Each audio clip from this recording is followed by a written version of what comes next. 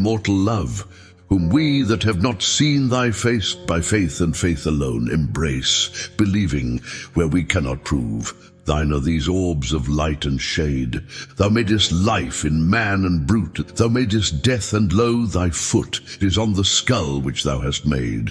Thou wilt not leave us in the dust. Thou madest man. He knows not why. He thinks he was not made to die. And thou hast made him. Thou art just. Thou seemest human and divine. The highest, holiest manhood thou. Our wills are ours, we know not how.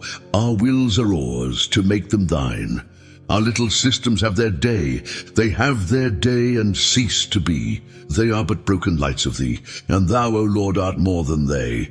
We have but faith, we cannot know, for knowledge is of things we see, and yet we trust it comes from thee. A beam in darkness, let it grow. Let knowledge grow from more to more, but more of reverence in us dwell. That mind and soul, according well, may make one music as before, but vaster. We are fools and slight. We mock thee when we do not fear, but help thy foolish ones to bear. Help thy vain worlds to bear thy light. Forgive what seemed my sin in me, what seemed my worth since I began. For merit lives from man to man, and not from man, O Lord, to thee. Forgive my grief for one removed, thy creature, whom I found so fair. I trust he lives in thee, and there I find him worthier to be loved.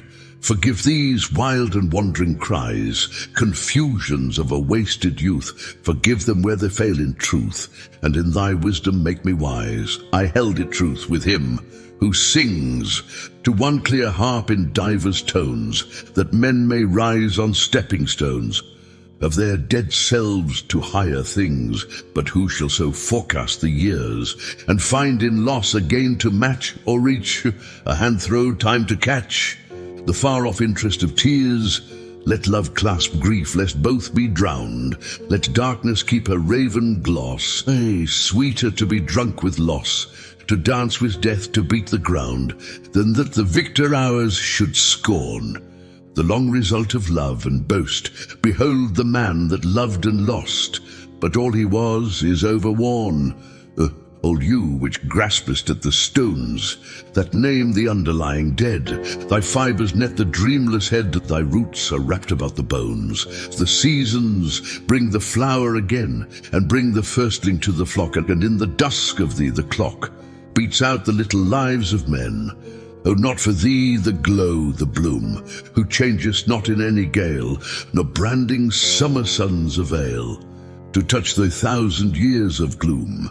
And gazing on thee sullen tree, sick for thy stubborn hardihood, I seem to fail from out my blood, and grow incorporate into thee, O sorrow, cruel fellowship, O priestess in the vaults of death, O sweet and bitter in a breath, what whispers from thy lying lip? The stars, she whispers, blindly run. A web is woven across the sky. From out waste places comes a cry, and murmurs from the dying sun. And all the phantom nature stands, with all the music in her tone, a hollow echo of my own, a hollow form with empty hands. And shall I take a thing so blind, embrace her as my natural good, or crush her like a vice of blood upon the threshold of the mind? To sleep I give my powers away, my will is bondsman to the dark. I sit within a helmless bark, and with my heart I muse, and say, O heart, how fares it with thee now, that thou shouldest fail from thy desire, who scarcely dares to inquire, what is it makes me beat so low? Something it is which thou hast lost, some pleasure from thine early years. Break, thou deep vise of chilling tears, that grief hath shaken into frost. Such clouds of nameless trouble cross all night below the darkened eyes. With morning wakes the will and cries, thou shalt not be the fool of loss. I sometimes hold it half a sin to put in words the grief I feel, for words like nature half reveal, and half conceal the soul within. But for the unquiet heart and brain, a use in measured language lies, the sad mechanic exercise, like dull narcotics numbing pain. In words like weeds I'll wrap me o'er, like coarser's clothes against the cold, but that large grief which these enfold is given in outline and no more. One writes that other friends remain, that loss is common to the races, and common is the commonplace, and vacant chaff well meant for grain. That loss is common would not make my own less bitter, rather more, too common. Never morning wore to evening, but some heart did break. O Father, wheresoever thou be, who pledgest now thy gallant son, a shot ere half thy draught be done, hath stilled the life that beat from thee. O Mother, praying God will save thy sailor, while thy head is bowed, his heavy-shotted hammock shroud drops in his vast and wandering grave. You know no more than I who wrought at that last hour to please him well, who mused on all I had to tell, and something written, something thought, expecting still his advent home, and ever met him on his way, with wishes, thinking here today, or here tomorrow will he come. Or somewhere, meek unconscious dove, that sittest ranging golden hair, and glad to find thyself so fair, but poor child, that waitest for thy love. For now her father's chimney glows, in expectation of a guest, and thinking this will please him best, and she takes a rebound or a rose, for he will see them on tonight, and with the thought her colour burns. And having left the glass, she turns once more to set a ringlet right, and even when she turned the curse, had fallen, and her future lord was drowned in passing through the ford, or killed in falling from his horse. Or what to her shall be the end, and what to me remains of good, to her perpetual maidenhood, and unto me no second friend. Dark house, by which once more I stand, here in the long, unlovely street doors, where my heart was used to beat, so quickly waiting for a hand that can be clasped no more. Behold me, for I cannot sleep, and like a guilty thing I creep at earliest morning to the door. He is not here, but far away. The noise of life begins again, and ghastly through the drizzling rain, on the bald street breaks the blank day, say twin, a happy lover who has come to look on her that loves him well, who lights and rings the gateway bell, and learns her gone, and far from hope he saddens. All the magic light dies off at once from bower and hall, and all the place is dark, and all the chambers emptied of delight. So find I every pleasant spot in which we two were wont to meet, at the field, the chamber, and the street for all is dark where thou art not, and yet as that other wandering there, in those deserted walks may find a flower beat with rain and wind, which once she fostered up with care. So seems it in my deep regret, O my forsaken heart, with thee. And this poor flower of poesy, which little cared for, fades not yet. But since it pleased a vanished eye, I go to plant it on his tomb, that if it can it there may bloom, or dying there at least may die. Fair ship that from the Italian shore sailest the placid ocean plains, with my lost Arthur's loved remains, spread thy full wings and waft him, so draw him home to those that mourn. In vain a favourable speed ruffle thy mirrored mast, and lead through prosperous floods his holy urn. All night no ruder air perplex thy sliding keel till phosphor bright, as our pure love through early light, and shall glimmer on the dewy decks, sphere all your lights around above. Sleep, gentle heavens, before the prow, sleep, gentle winds, as he sleeps now, my friend, the brother of my love. My Arthur, whom I shall not see, till all my widowed race be run, dear as the mother to the son, more than my brothers are to me. I hear the noise about thy keel, I hear the bells struck in the night, I see the cabin window bright, I see the sailor at the wheel. Thou bring'st the sailor to his wife, and travelled men from foreign lands, and letters unto trembling hands, and thy dark freight a vanished life. So bring him, we have idle dreams. This look of quiet flatters thus our homebred fancies. Oh, to us, the fools of habit, sweeter seems to rest beneath the clover sod that takes the sunshine and the rains, or where the kneeling hamlet drains the chalice of the grapes of God, than if with thee the roaring wells should gulf him fathom deep in brine, and hands so often clasped in mine should toss with tangle and with shells. You miss the morn without a sound, calm as to suit a calmer grief, and only throw the faded leaf at the chestnut pattering to the ground. Calm and deep peace on this high world, and on these dews that drench the firs, and all the silvery gossamers that twinkle into green and gold. Calm and still light on yon great plain, that sweeps with all its autumn bowers, and crowded farms and lessening towers, to mingle with the bounding main. Calm and deep peace in this wide air, these leaves that redden to the fall, and in my heart, if calm at all, if any calm, a calm despair. Calm on the seas and silver sleep, and waves that sway themselves in rest, and dead calm in that noble breast, which heaves but with the heaving deep, low, as a dove when up she springs, to bear through heaven a tale of woe, some dolorous message knit below. The wild pulsation of her wings, like her I go, I cannot stay.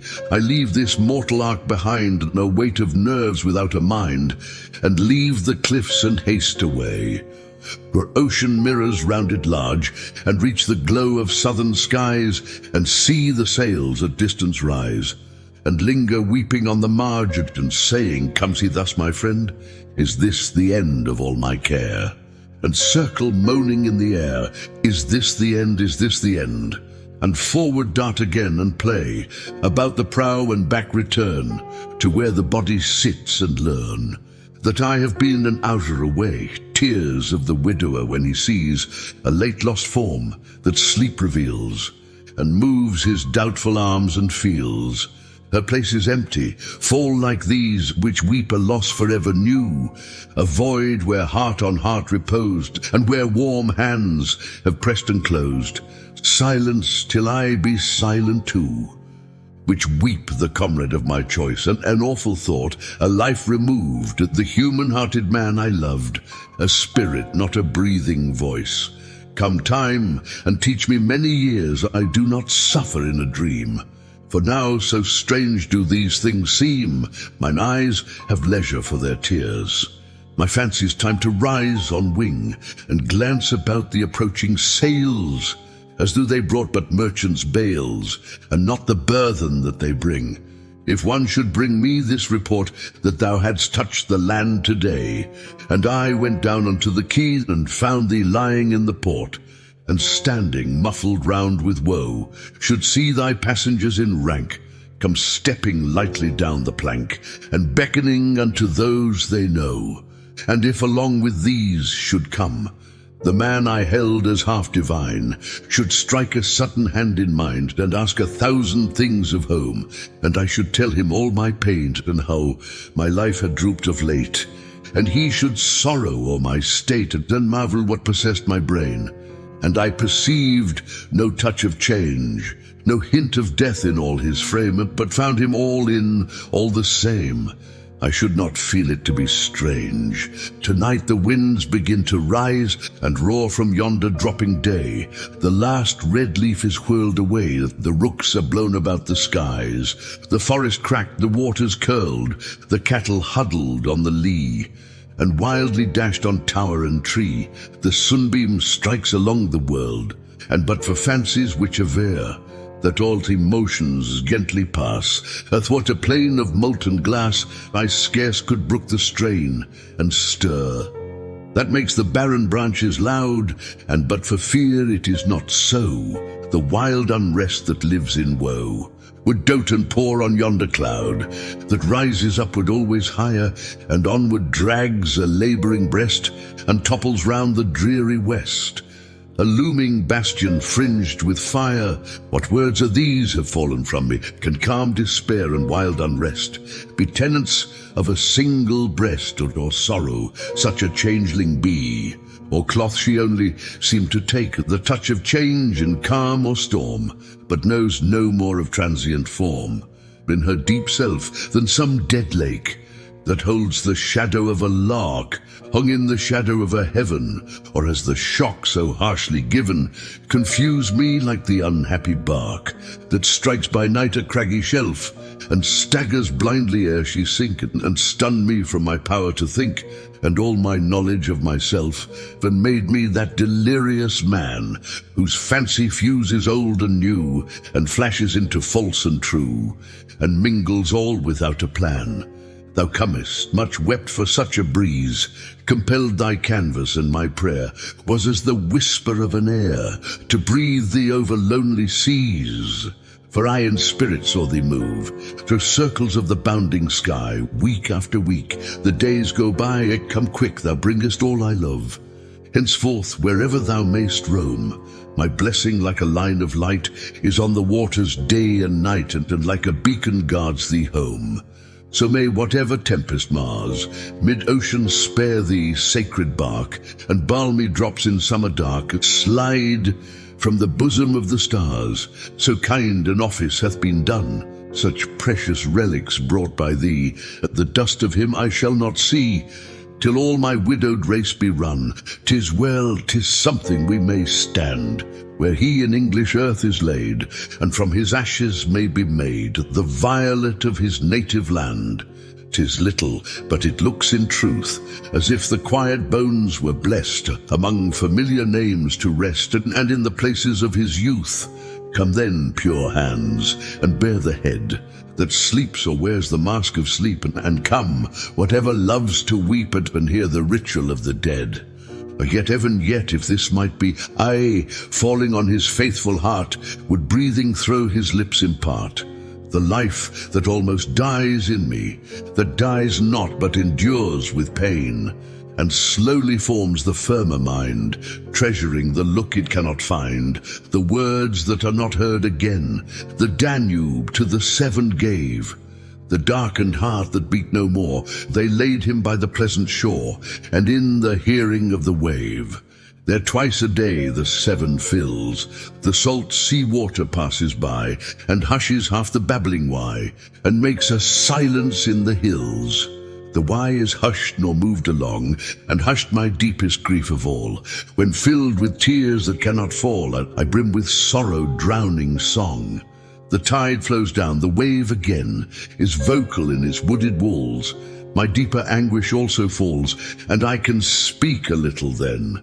The lesser griefs that may be said, that breathe 1,000 tender vows, are but as servants in a house where lies the master newly dead, who speak their feeling as it is, and weep the fullness from the mind. It will be hard, they say, to find another service such as this.